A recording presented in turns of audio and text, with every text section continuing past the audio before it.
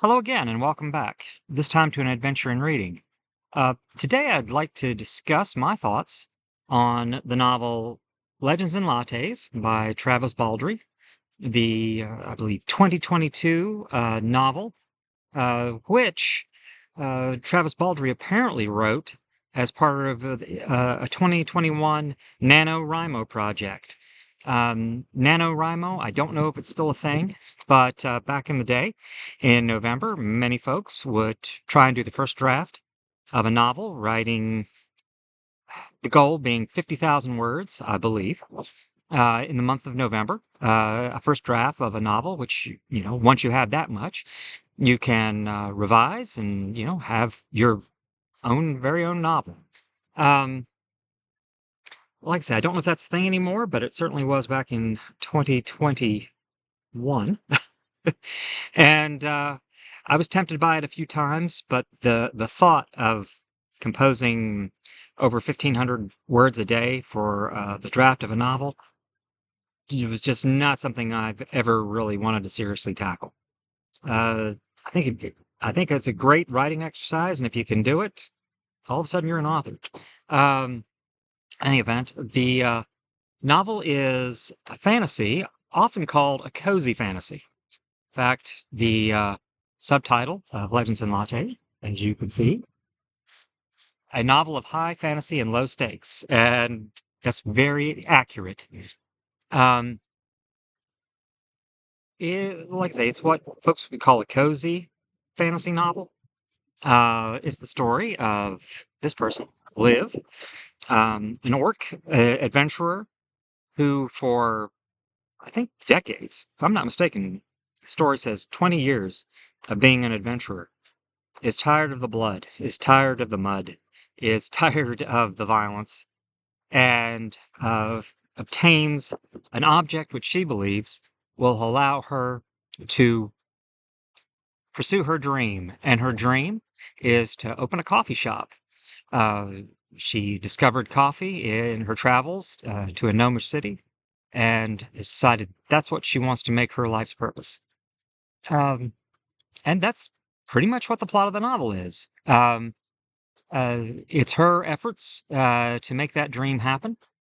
It's the story of the people who help her, hinder her in that dream. And like I say, if you're looking for fantasy where the world's at stake, or where doom and calamity is looming at all times, this is not that book. But it's a very good book. It's very well written. It has, like I say, a low stakes plot, but a good plot.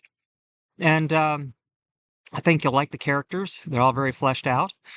And there's some memorable ones too. And there are some conflicts. There are, as I recall, to my reading, two main conflicts in the story.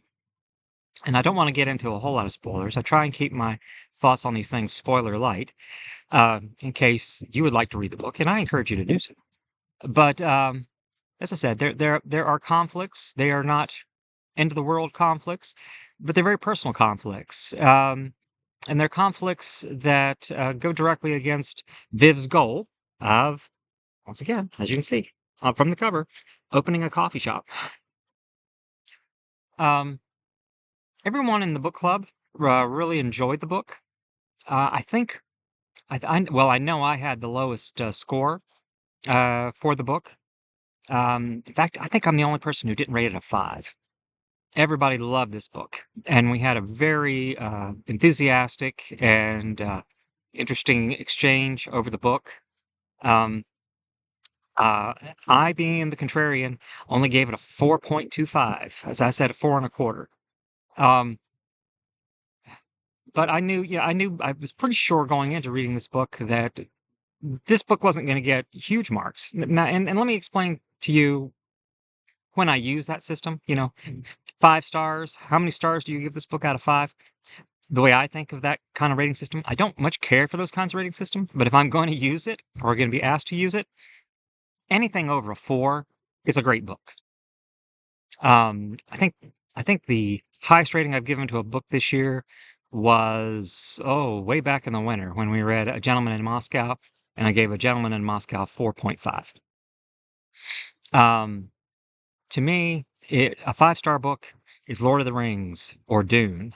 And I didn't think this was going to be on the same level as either of those. 5 stars to me is an epic, an unforgettable epic that I will be rereading for decades to come if I should so long live. But once again, in my system, 4.25 is a really good score.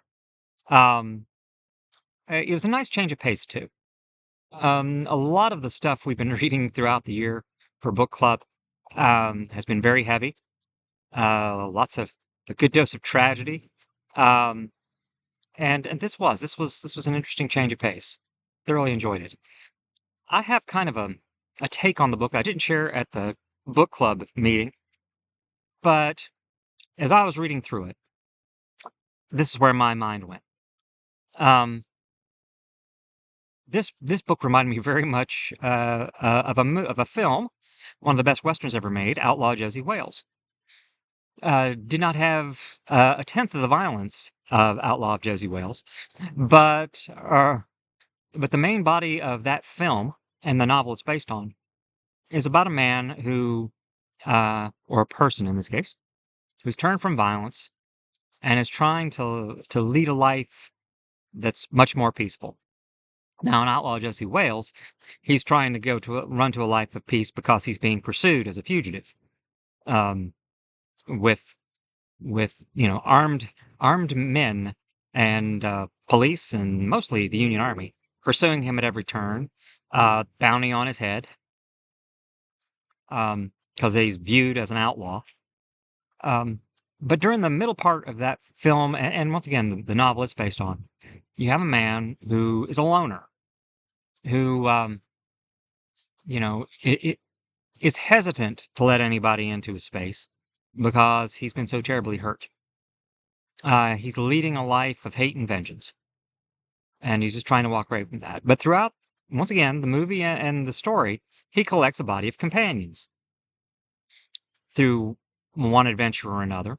And in the end, he gets to settle down and, starts a ranch with a new extended family, a new extended set of friends.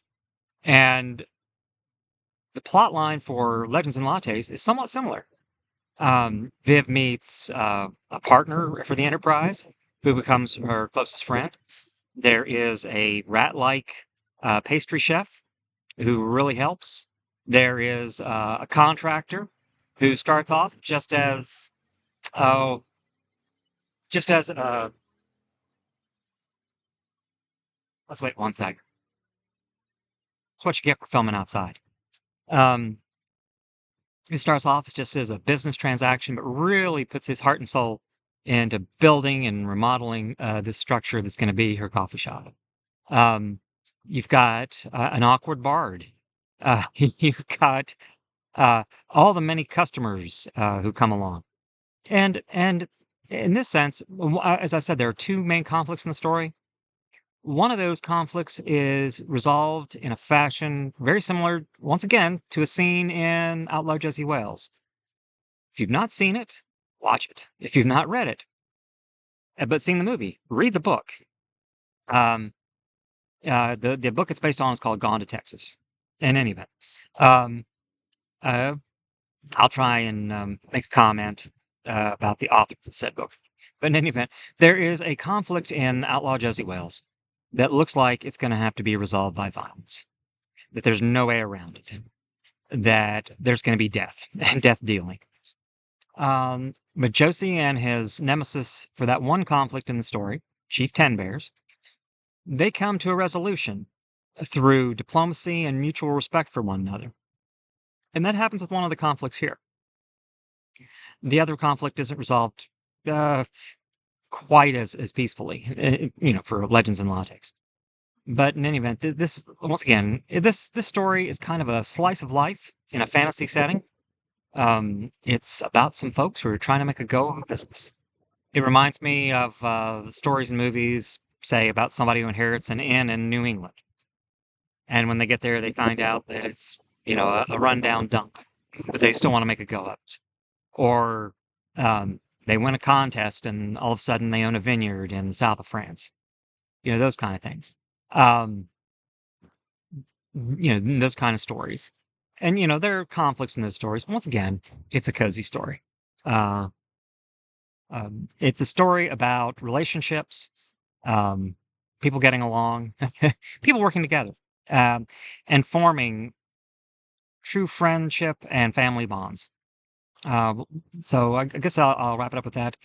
Just a great story. Um, the next book that we are reading for the October book club meeting, which is later this month, is also by Travis Baldree. It is a sequel to this book, Legends and Lattes. Don't recall the title off the top of my head, but I will put it in the notes below. Um, but with that, I think I will wrap it up. It's getting a little chilly, and once again, filming outside, it certainly has its challenges. Um, and as I go, I want to apologize. It's been a while since I made a video. Life gets in the way of the important things sometimes, but hopefully, I've got a better handle on my work and other situations, and we'll be able to post more regularly. But I appreciate you watching, particularly if you've watched all the way to the end. Um, and I guess I will talk to you again soon. So in the meantime, stay safe. Um, and if you get a chance, have good book hunting.